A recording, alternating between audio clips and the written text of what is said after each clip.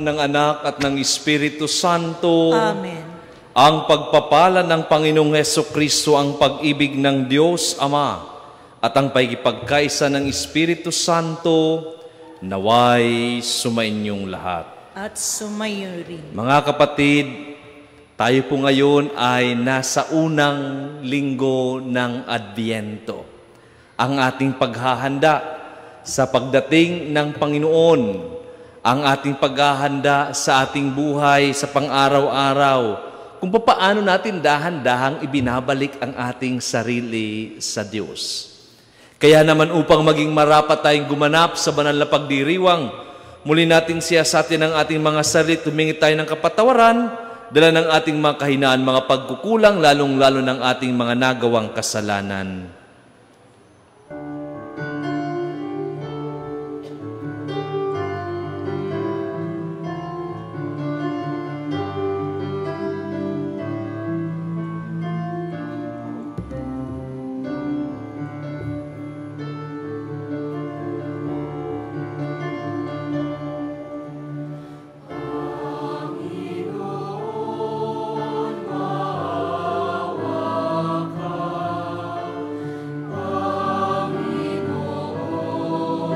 Maawa ka.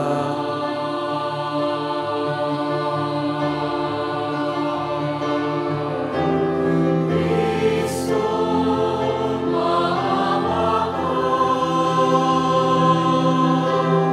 Kristo, maawa ka sa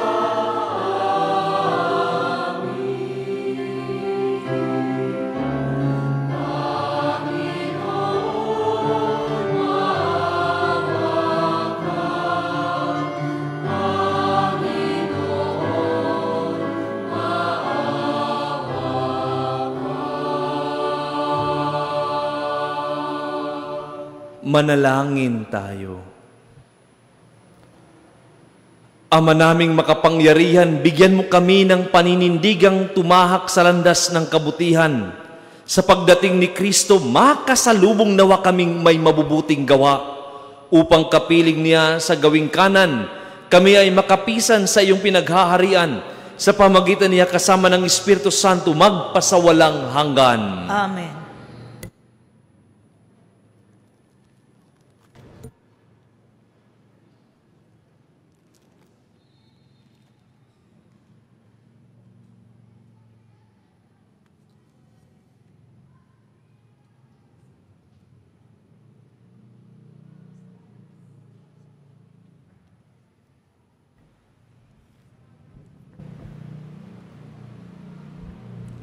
Pagbasa mula sa aklat ni Propeta Jeremias. Sinabi pa ng Panginoon, dumarating na ang araw na tutuparin ko ang aking pangako sa Israel at sa Juda. At sa panahong iyon, pagsisibulin ko ang matuwid na sanga ni David. Paiiralin niya ang katarungan at ang katwiran sa buong lupain. Sa mga araw ring iyon, magliligtas ang mga taga-Juda at mapayapang mamumuhay ang mga taga-Jerusalem. At sila'y tatawagin sa pangalang ito'y ang Panginoon ng ating katwiran. Ang salita ng Diyos. Salamat sa Diyos. Sa iyo ako'y tumawag, Poong Diyos na nagliligtas. Sa iyo ako'y tumatawag, Poong Diyos na nagliligtas. Ang kalooban mo'y ituro, O Diyos. Ituro mo sana sa aba mong lingkod. Ayon sa matuwid, ako'y turuan. Ituro mo, Poon, ang katotohanan, tagapagligtas ko na inaasahan. Sa iyo ako'y tumatawag, Poong Diyos na nagliligtas. Mabuti ang puon at makatarungan, ang sarili guro at patnubay. Sa mababang loob siya yaong gabay at nagtuturo sa kaniyang kalooban. Sa iyo ako'y tumatawag, Poong Diyos na nagliligtas. Tapat ang pag-ibig siyang umaakay. Sa tumatalima sa utos at tipan, sa tumatalima siya ay kaibigan, at tagapagturo ng tipan niyang banal. Sa iyo ako'y tumatawag, poong Diyos na nagliligtas.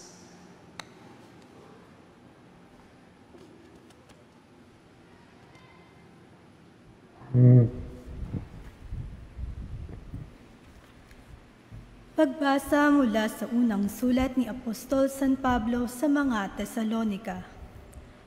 Mga kapatid, palaguin nawa at pag-alabi ng Panginoon ang inyong pag-ibig sa isa't isa at sa lahat ng tao, tulad ng pag-ibig namin sa inyo. Kung ito ang mangyayari, palalakasin niya ang inyong loob. Sa gayon, kayo'y mananatiling banal at walang kapintasan sa harap ng ating Diyos at Ama, hanggang sa muling pagdating ng ating Panginoong Hesus kasama ang mga hinirang niya. Isa pang bagay ang ipapayo namin sa inyo sa pangalan ng Panginoong Diyos. Sana'y lalo pang pagbutihin ninyo ang pamumuhay ninyo, ngayon pamumuhay na ayon sa inyong natutuhan sa amin, upang kayo'y maging kalugod-lugod sa Diyos. Batid naman ninyo ang mga aral na ibinigay namin sa inyo buhat sa Panginoong Hesus. Ang salita ng Diyos. Salamat sa Diyos.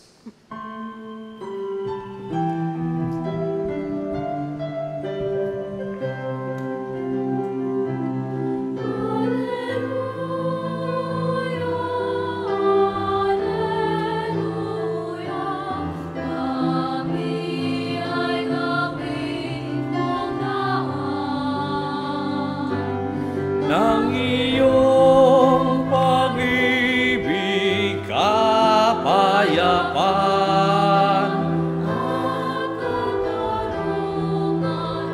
Alleluia.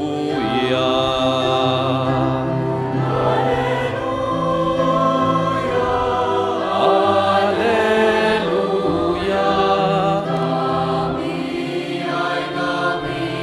Mong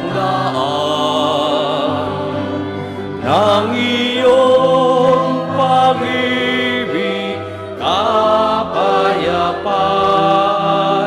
at katarungan. Alleluia. Sumainyo ang Panginoon. At sumainyo rin. Ang mabuting balita ng Panginoon ayon kay San Lucas. Papuri sa iyo, Panginoon. Noong panahong iyon, sinabi ni Jesus sa kanyang mga alagad, magkakaroon ng mga tanda sa araw, sa buwan at sa mga bituin. Sa lupa, ang mga bansa ay masisindak at malilito dahil sa ugong at mga daluyong ng dagat. Ang mga tao'y hihimatayin sa takot dahil sa pag-iisip sa mga sakunang darating sa sanlibutan, sapagkat mayayanig at mawawala sa kani-kanilang landas ang mga planeta at iba pang katulad nito na nasa kalawakan. Sa panahong iyon, ang anak ng tao'y makikita nilang dumarating na nasa alapaap, may dakilang kapangyarihan at malaking karangalan. Kapag nagsimula ng mangyari ang mga bagay na ito, magalak kayo, sapagkat malapit na ang pagliligtas sa inyo. Mag-ingat kayo na huwag magumon sa katakawan at paglalasing, at mabuhos ang inyong isip sa mga intindihin sa buhay na ito.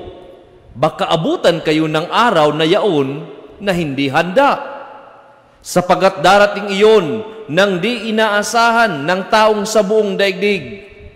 Kaya't maging handa kayo sa lahat ng oras. Lagi ninyong idalangin na magkaroon kayo ng lakas upang makaligtas sa lahat ng mangyayaring ito at makaharap sa anak ng tao.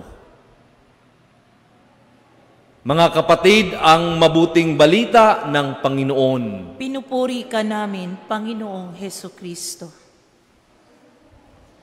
sa isang panalangin na itinuro sa atin ni Jesus.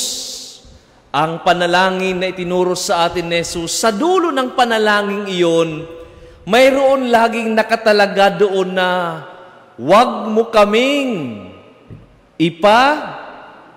ano yun? At huwag mo kaming ipahintulot at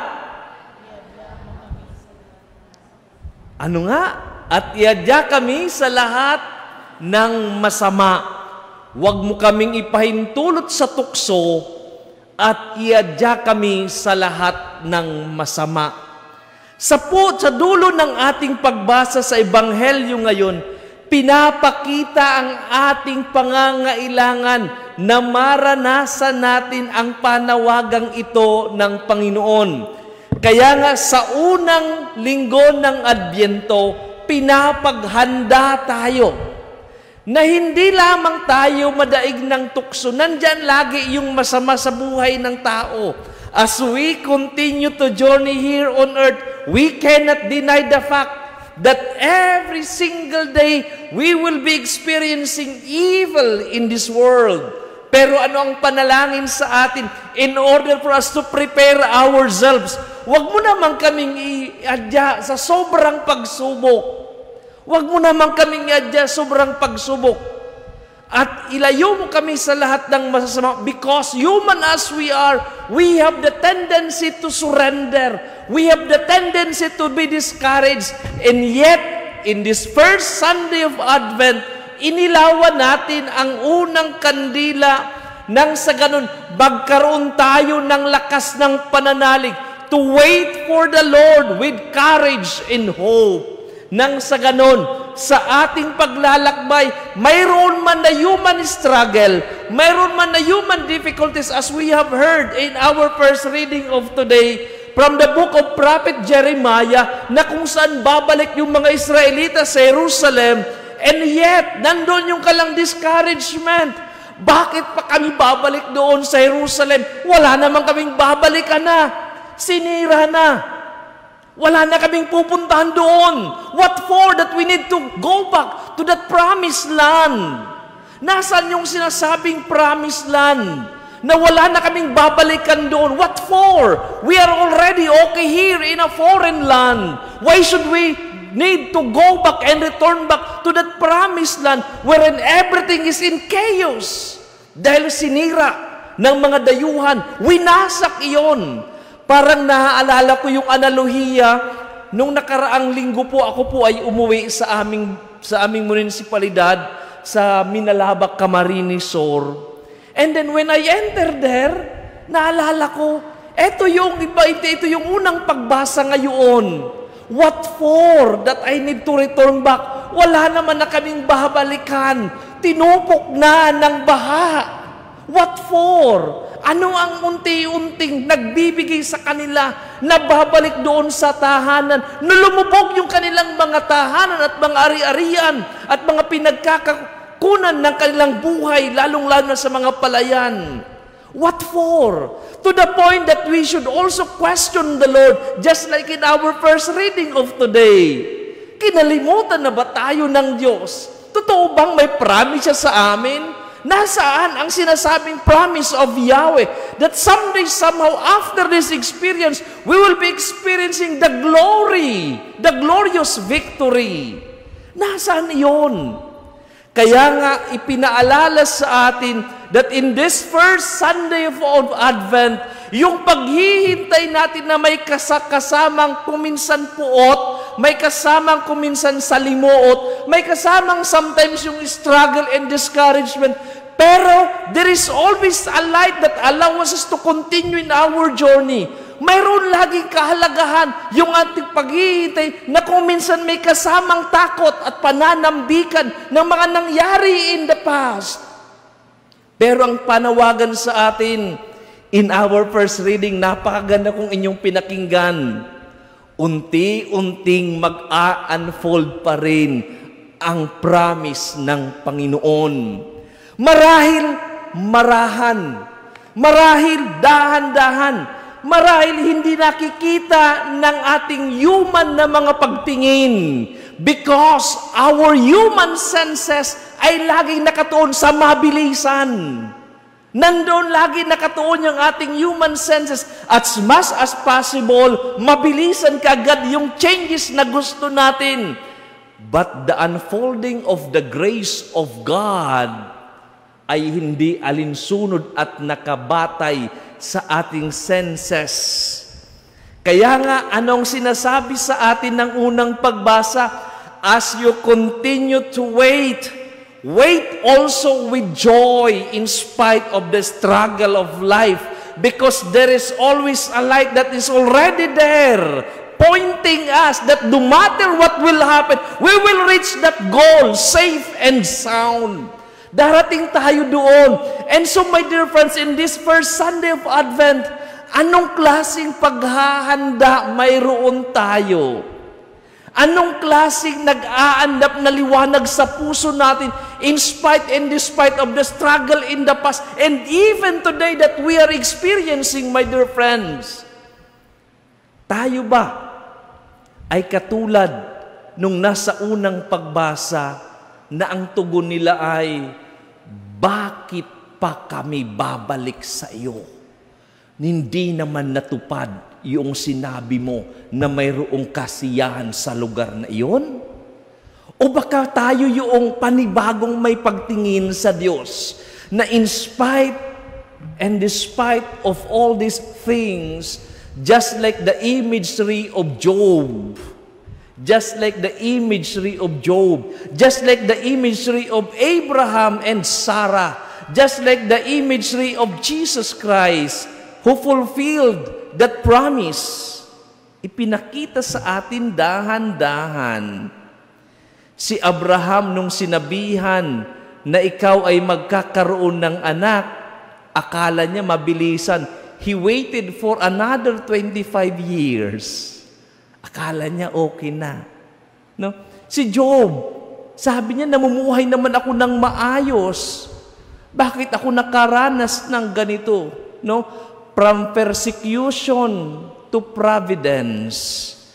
After na maranasan ni Job at naghintay ng matagal kung anong mangyayari sa buhay niya, and yet God gave all, more than what Job asked from the Lord.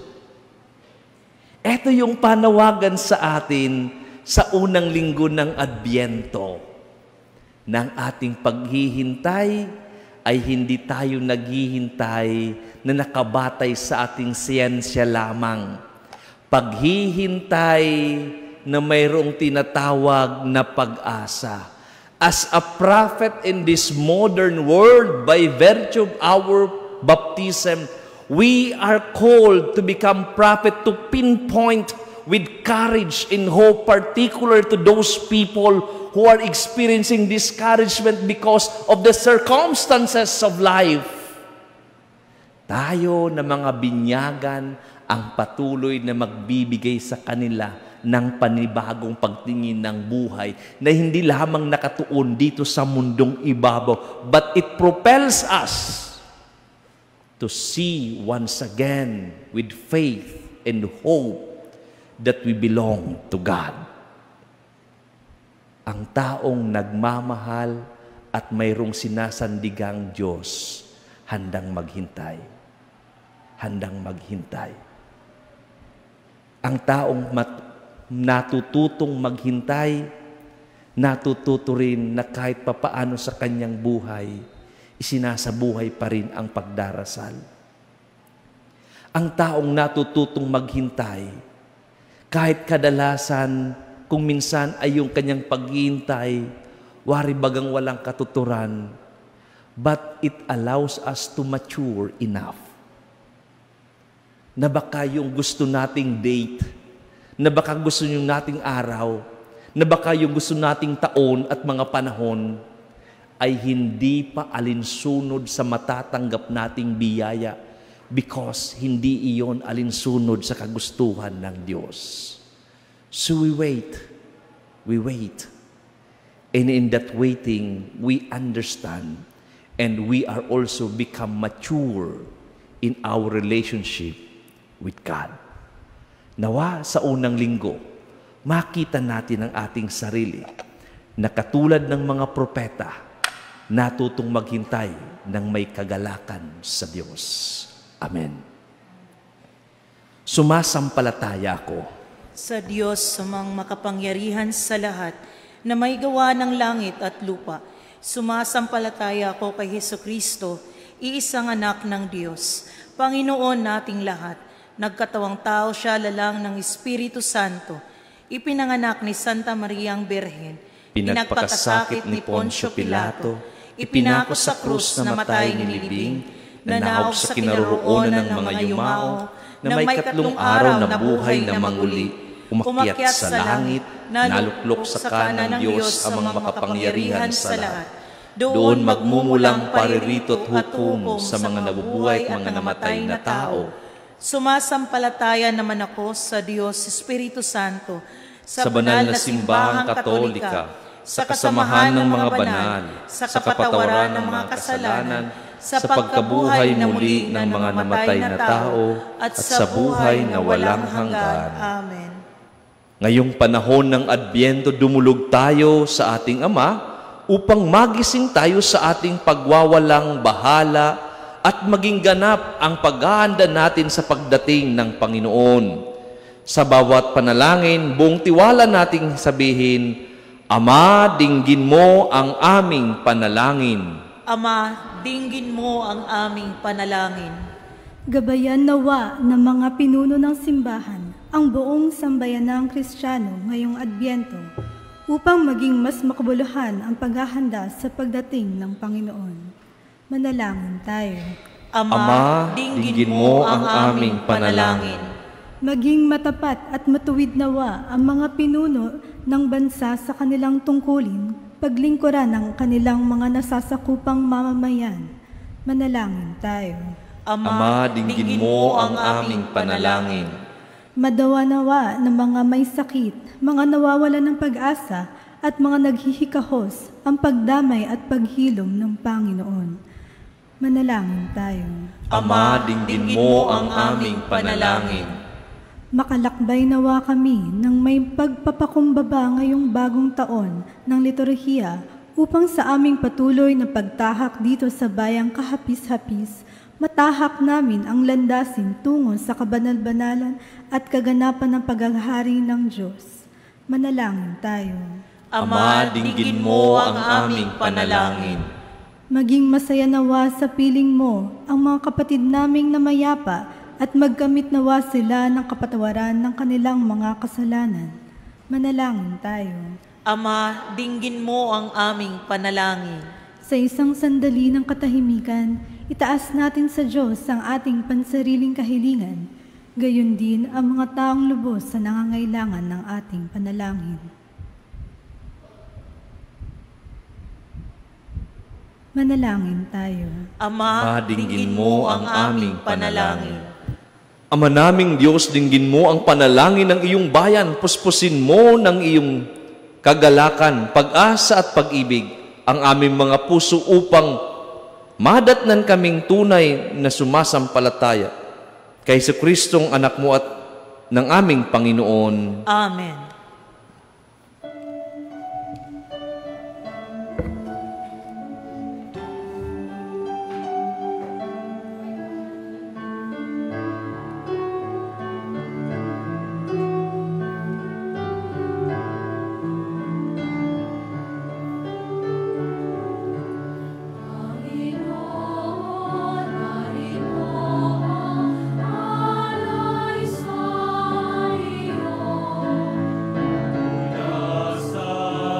Blessed of creation, during this bread we offer you, fruit of the earth, work of the emperor, the blood, blessed be God forever. May the mystery of water, welcome to serve results in humanity.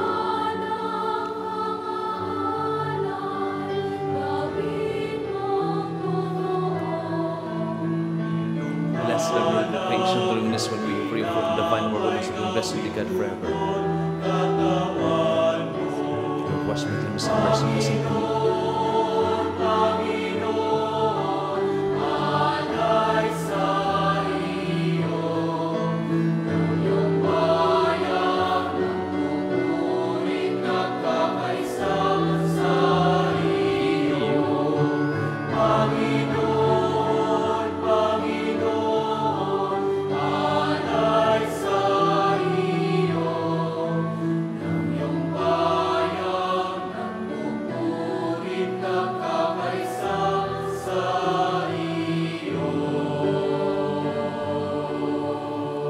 Manalangin kayo mga kapatid upang paghahain natin ay kalugdan ng Diyos Amang makapangyarihan. Tanggapin nawa ng Panginoon itong paghahain sa iyong mga kamay, sa kapurihan niya at karangalan sa ating kapakinabangan at sa buong sambayanan niyang banal. Ama naming lumikha, tanggapin mo ang aming mga alin na ikaw rin ang nagbigay. Magdulot nawa ito ng gantimpalang kaligtasan na ngayon pa man ay amin ang pinakikinabangan sa pamagitan ni Jesucristo kasama ng Espiritu Santo, magpasawalang hanggan. Amen. Sumainyo ang Panginoon. At sumayo rin. Itaas sa Diyos ang iyong puso at diwa. Itinaas na namin sa Panginoon. Pasalamatan natin ang Panginoong ating Diyos. Marapat na siya ay pasalamatan. Ama naming makapangyarihan, tunay ngang marapat na ikaw ay aming pasalamatan sa pamagitan ni Jesucristo na aming Panginoon. Siya ay sinugo mo upang matupad ang iyong magandang balak para sa lahat. Hindi niya ikinahiyang mamuhay ng mahirap upang mapakisamahan niya kaming matapat. Siya'y naging hindi naiba sa amin upang maitampok niya kami sa iyong piling. Sa kanyang lantarang muling pagdating, ang pakikisama niya ay puspusang magniningning at ang pangako niyang kapanapanabik ay inaasahan naming lubos na makakamit. Kaya kaysa ng mga anghel na nagsisiawit ng papuri sa iyo, nang walang humpay sa kalangitan kami nagbubunyi sa iyong kadakilaan.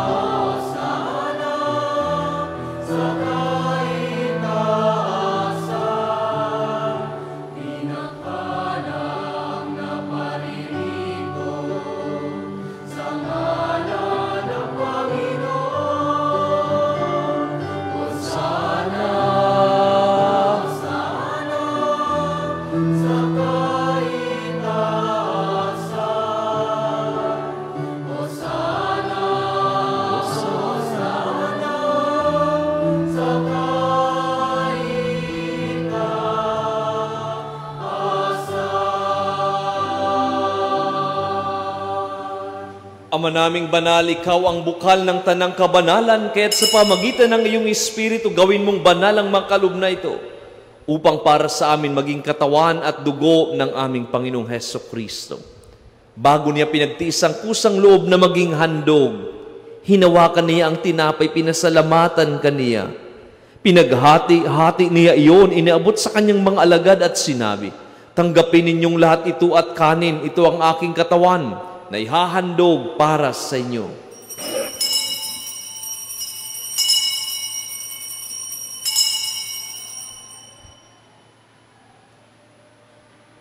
Gayon din naman, nung matapos ang hapunan, hinawakan niya ang kalis, muli kanyang pinasalamatan. Iniabot niya ang kalis sa kanyang mga alagad at sinabi, "Tanggapin ninyong lahat ito at inumin, ito ang kalis ng aking dugo ng bago at walang hanggang tipan. Ang aking dugo na ibubuhos para sa inyo at para sa lahat sa kapagpapatawad ng mga kasalanan. Gawin ninyo ito sa pag-alala sa akin."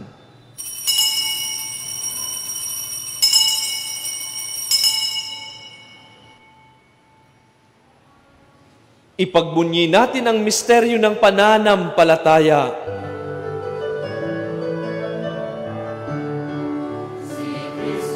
Ay gunitahin, sarili ay inihain, bilang pagkain inumin, pinagsasaluhan natin, hanggang sa siya'y dumating, hanggang sa siya'y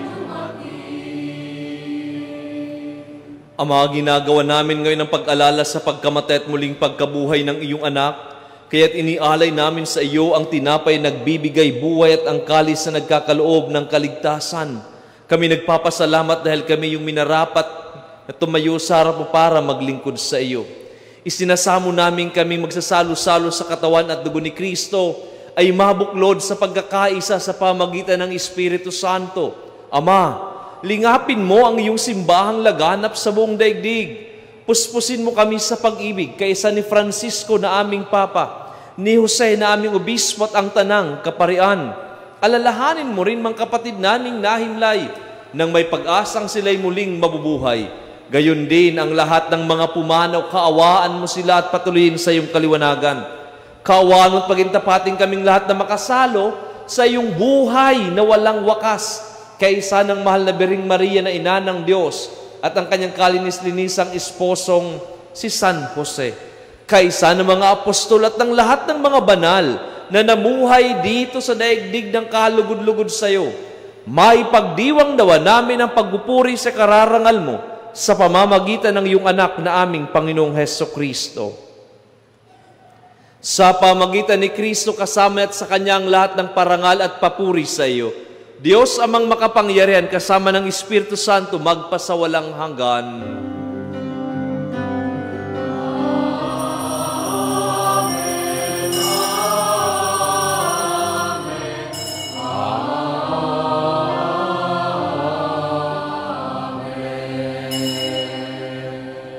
Sa tagubilin ng mga nakagagaling na utos at turo ni Jesus na ating Panginoon at Diyos, ipahayag natin ng may lakas loob.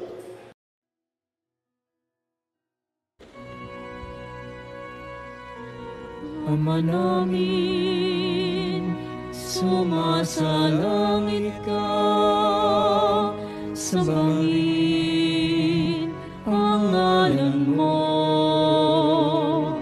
mapasa amin ang kaharian mo, sundin ang loob mo dito sa lupa para nang sa langit. Bigyan mo kami ngayon ang aming kakanin sa araw-araw. At patawarin mo kami sa aming mga sala para nang pagpapatawad namin sa nakakasala sa amin. At huwag mo kaming ipahintulot sa tukso, at iadya mo kami sa lahat ng masama. Hinihiling namin kami adya sa lahat ng masama, pagkalooban ng kapayapaan, araw-araw iligtas sa kasalanan, at ilayo sa lahat ng kapahamakan, samantalang aming pinananabikan ang dakilang araw ng pagpapahayag ng tagapagligtas naming si Jesucristo. Sapagkat sa iyo ang kaharian at ang kapangyarihan at ang kapurihan magpakailanman. Amen. Panginoong Jesucristo, sinabi mo sa iyong mga apostol, kapayapaan ang iniiwan ko sa inyo, ang aking kapayapaan ang ibinibigay ko sa inyo. Tungayan mo ang aming pananampalataya, wag ang aming pagkakasala. Pagkalooban mo kami ng kapayapaan at pagkakaisa ayon sa iyong kalooban, kasama ng Espiritu Santo magpasawalang hanggan. Amen. Ang kapayapaan ng Panginoon ay laging sumainyo. At sumayo rin. Magbigayan kayo ng kapayapaan sa isa't isa. Peace be with you. Peace be with you.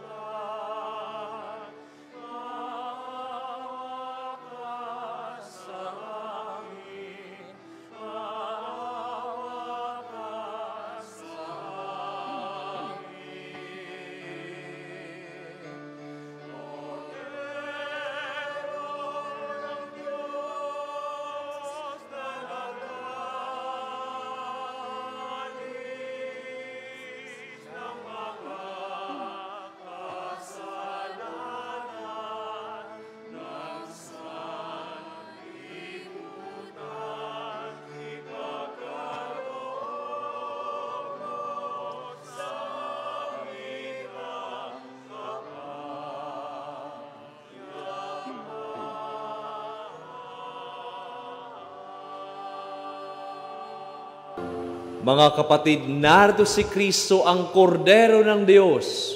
Siyang nag-aalis ng mga kasalanan ng sanlibutan. Mapapalad tayong inanyayahan na makisalo sa kanyang piging. Panginoon, hindi ako karapat-dapat na magpatuloy sa iyo, ngunit sa isang salita mo lamang ay gagaling na ako. Pagsanggalang nawa ko ng katawan ni Kristo para sa buhay na walang hanggan. Amen. Pagsanggalang nawa ko ng katawan ni Kristo para sa buhay na walang hanggan.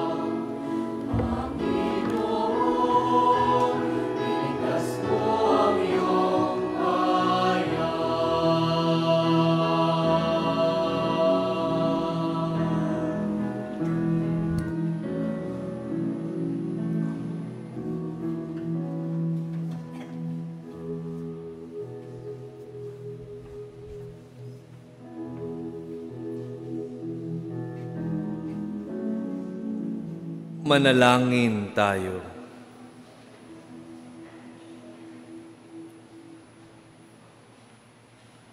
Ama naming mapagmahal, mapakinabangan nawa namin ang aming pinagsaluhan upang sa aming paglalakbay dito sa lupang papanaw, aming mapanaligan ang iyong pagpapalang